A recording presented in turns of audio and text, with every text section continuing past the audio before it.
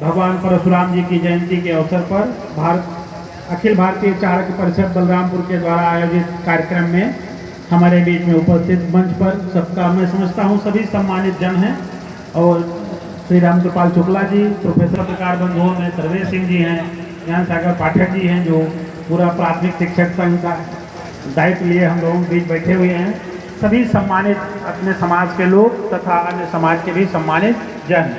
इस अवसर पर सर्वप्रथम भगवान परशुराम जी को प्रणाम करते हैं और इस अवसर पर हम सभी को हार्दिक बधाई भी देते हैं। मैं यहाँ दो चीज़ें केवल कहना चाहूँगा। एक तो यदि हम अतीत में जाएं तो हम देखते हैं कि जो ब्राह्मण समाज का सम्मान रहा है सदैव ही वह अपने आचरण के बल पर, अपने ज्ञान के बल पर, अपने संयम, त्याग, तपस्या के बल पर सदैव समाज में ब्राह्मण पूजनीय रहा है और समाज को एक दिशा प्रदान की है। तो हम सभी को एक तो यह देखना चाहिए कि इस दिशा में कि हम अपने अंदर ऐसे गुण हमारे अंदर हों, हमारे अंदर अभी भी ऐसी त्याग की भावना हो और हमारा जो आचरण हो विशेष करके ऐसा हो जो समाज को अभी भी एक पथ प्रदर्शक के रूप में दिखाई पड़े। ऐसा कहीं नहीं लगना चाहिए कि हम सभी खुद ही, जैसा अभी कुछ लोगों के वक्तव्यों से भी सामने आया कि यदि हम तमाम लोगों के पीछे ही लगते रहेंगे तो ये ऐसा नहीं रहा है। अपने जो समाज का रहा है स्तर वह सदैव हम सभी दिशा देते रहे हैं, कभी जो है पीछे नहीं चलते रहे हैं। तो इस बारे में चिंतन करने की ज़रूरत है मैं समझता हूँ। और हम अपने ब्राह्मण समाज को तो वैसे भी स्वाध्यायी होना चाहिए। हम ज़्यादातर लोग पढ़े लिखे हैं, लेकिन देखिए हम सभी कभी नहीं अपने पौराणिक ग्रंथों का ना तो अध्ययन करते हैं, ना हम चिंतन करते हैं और एकजुट रखने का भी प्रयास नहीं करते हैं। यह तो भारतीय लोकतंत्र का हम कहेंगे सभी समाज को हक है अपना अपना एकजुटता बनाए रखने के लिए, क्योंकि लोकतंत्र में यह जो विभिन्न संगठन बनते हैं यह प्रेशर ग्रुप्स का या कहा जाए दबाव समूहों के रूप में कार्य करते हैं। और लोकतंत्र में अगर हमको अपना अधिकार पाना है तो उस अधिकार को पाने के लिए यहाँ संख्या बल ही दिखता है। उस संख्या बल में दबाव समूह के रूप में या एक प्रेशर ग्रुप में अगर हम सभी की यूनिटी रहेगी तो यह अपने समाज के लिए अच्छा रहेगा। लेकिन इसके साथ ही साथ मैं यह भी कहूँगा कि जो हम अपने अब सनातन धर्म की परंपरा रही है कि सभी सर्वजन हिताय के बारे में हम सभी सदैव सोचते रहे हैं, तो इस तरीके की भावना भी होनी चाहिए कि अपने हित के साथ साथ पूरे समाज में के बारे में हम सभी चिंतन करें, सबके विकास के बारे में चिंतन करें। और विशेष जो दायित्व कि हम सभी समाज में एक आध्यात्मिक चिंतन का जो अपने भारतीय चिंतन की भारतीय परंपरा रही है उसका भी आप देखिए तो आजकल इस भौतिकता के युग में लोप होता जा रहा है। उस चिंतन परंपरा को भी हमें पुनर्जीवित करने की ज़रूरत है। और हालांकि इधर पिछले कुछ वर्षों में अगर देखिए तो अपने पुरानी संस्कृति का पुनरुत्थान हो रहा है, पुरानी संस्कृति, भारतीय संस्कृति पुनर्स्थापित हो रही है। इस दिशा में सोचने की ज़रूरत है कि सभी समाज के बीच में, सबके बीच में जो हमारा चाहे हम कहें वैदिक काल का रहा हो या हमारे विभिन्न जो धर्म ग्रंथ हैं वह कितने वैज्ञानिक दृष्टिकोण से लिखे गए हैं, उन सभी परंपराओं के बल पर हमको समाज में स्थान बनाना चाहिए। इस अवसर पर यह कहते हुए मैं समझता हूँ कि एकजुटता तो होनी ही चाहिए और समय समय पर इस तरीके की बैठकें भी होती रहनी चाहिए, क्योंकि संख्या बल अगर अपने पास रहेगी तो लोकतंत्र की असली ताकत वही है।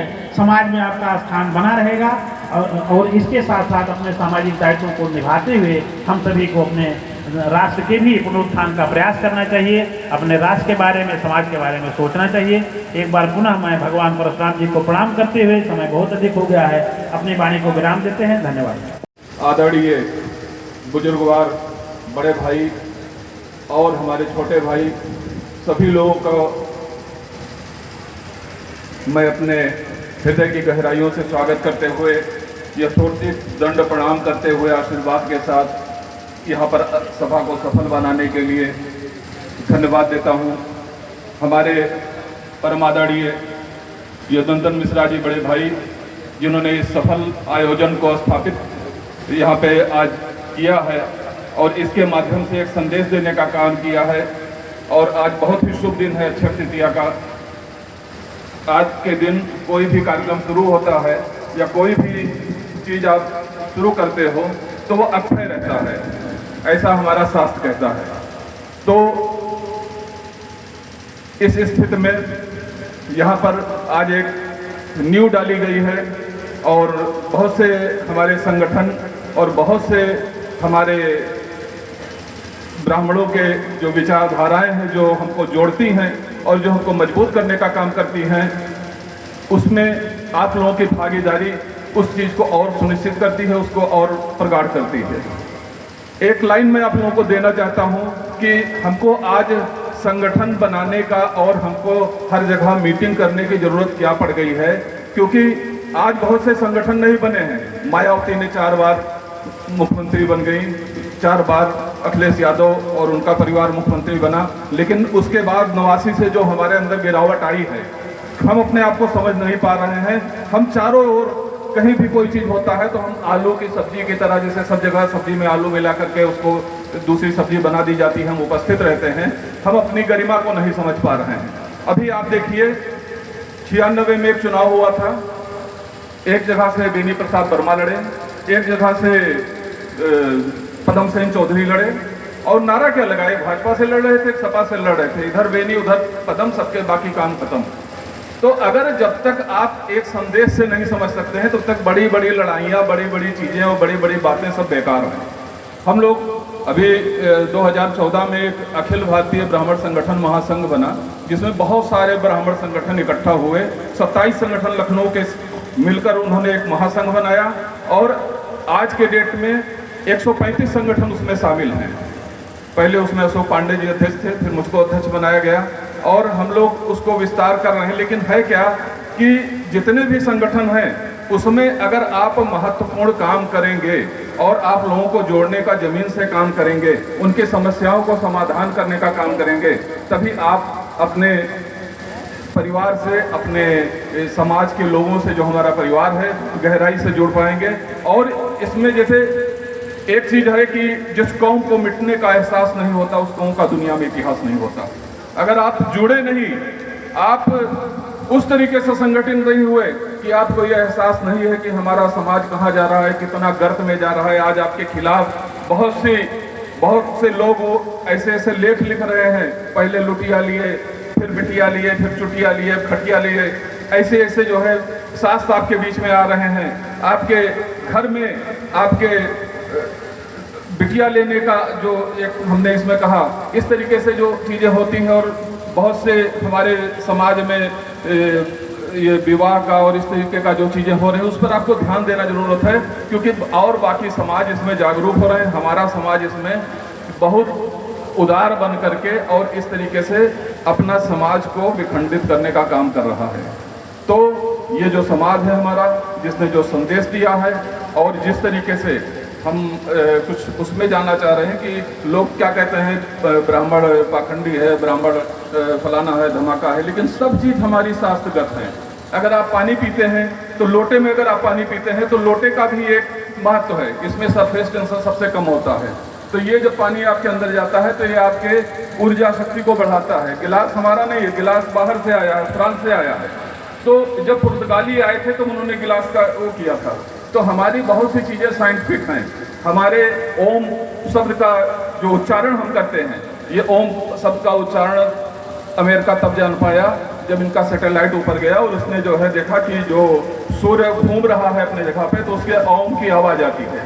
तो हम अपने मंत्र में प्रणव लगाते हैं और हम उस मंत्र से सारे मंत्रों को जोड़ते हैं, तो उससे हमको ऊर्जा की प्राप्ति होती है। तो हमारे सारे, अब लोग उसमें विज्ञान खोलते हैं। मैक्स मूलर आया जब अंग्रेजों के ज़माने में, उसने सारे शास्त्रों को हमारे विखंडित किया। मैक्स मूलर ने जब ग्रामोफोन का इजाद हुआ था 1776 में, तो उस समय जो ग्रामोफोन का इजाद किया, उसने मैक्स मूलर को बुलाया कि तुम आप जो पहला इसमें रिकॉर्ड होगा वो आप पहला शब्द बोलोगे। तो मैक्स मूलर ने जो बोला कि वहाँ पे सारे दुनिया के विद्वान इकट्ठा थे, किसी को समझ में नहीं आया। तो उसने कहा हमने जो बोला आपको समझ में आया कि नहीं? कहा नहीं आया। कहा ये जो हमने बोला है ये एक श्लोक है और ऋग्वेद का पहला श्लोक है अग्निमूले। तो उन्होंने कहा जो हमने ये बोला, और ये ऋग्वेद तब लिखा गया था, जो हम पत्ती पेड़ों को पहनकर, पत्तियों को लपेटकर हम पेड़ों के ऊपर रहते थे, हमको आधुनिक इसका ज्ञान नहीं था। तो उस समय भारत में ये महान ग्रंथ लिखा जा चुका था जिसका नाम ऋग्वेद है। तो इस तरीके से जो हमारा जो इतिहास है उसको जो अंग्रेजों ने, मैक्स मूलर ने आकर के जिस तरीके से खंडित किया, और बाद में हम उस स्थिति में आ गए कि नंगे भूखे, और पूरे देश को जब आज़ाद किया गया तो उस समय देश में कुछ नहीं था, तो उस समय अगर कोई कहता ब्राह्मणों ने ये दिया है तो कोई यहाँ वक्ता भी बहुत हैं और आज कार्यक्रम भी बहुत है, तो 2 लाइन केवल बोलूँगा। हमारे मंच पर हमारे गुरुजी रामकृपाल चाचा, संजय भैया, जितने भी हमारे बुजुर्गवान हमारे पिता के समान है, सबको प्रणाम। हमारे सामने जो बैठे हैं सबको मेरा प्रणाम। भाइयों, अगर हम ब्राह्मण हैं तो हमको किसी के सामने रोना नहीं चाहिए। अगर रो दिए तो हम ब्राह्मण नहीं हैं। वीर भोगे वसुंधरा, अपना पुरुषार्थ आगे बढ़ाओ, विद्वता बढ़ाओ, अध्ययन करो। अभी हमारे से पहले लोगों ने बताया कि शिखा रखो, तिलक लगाओ। ये हमारी आन बान शान है कि हम तिलक लगाएं, शिखा रखें। लेकिन किसी ने ये नहीं बताया कि फिजिकली फिट रखो। हमारे मामा जी अभी गागर में सागर भर दिए, लेकिन इन्होंने ये नहीं बताया, ये केवल यही बताया हमारे जैसा हो जाओ, 1.5 कुंटल का। रामपाड़े जैसा ना हो। रामपाड़े जी खड़े हो, संपूर्ण रूप से ब्राह्मण हैं। ये उतना एक्सरसाइज भी करते हैं, दौड़ते भी हैं। अभी परसों नरसों स्विमिंग भी कर रहे थे। तो हम सारे लोगों से निवेदन करेंगे, जो उम्रदराज भी लोग हैं, नौजवान भी लोग हैं, कि ब्राह्मणों की रक्षा निश्चित रूप से शिखा रखने से, तिलक लगाने से होगी। लेकिन अगर हम 1.5 कुंटल के हो गए और बड़ा सा हड़िया जैसा तोंद हो गया, चलने में सक्षम नहीं रहे, तब हम ब्राह्मणत्व की, अपने स्वास्थ्य की रक्षा नहीं कर पाएंगे, अपने धर्म की रक्षा नहीं कर पाएंगे। इसलिए अपने स्वास्थ्य का भी ध्यान रखें। जब अपना तन सलामत रहेगा तो अपना धर्म भी सलामत रहेगा। भाइयों, अपने पुरुषार्थ को, अपनी बुद्धता को बढ़ाइए। और हम सबके साथ साथ सर्वेश सिंह भैया को इस कार्यक्रम में आने के लिए विशेष रूप से धन्यवाद करते हैं। जय परशुराम। भारत माता की जय।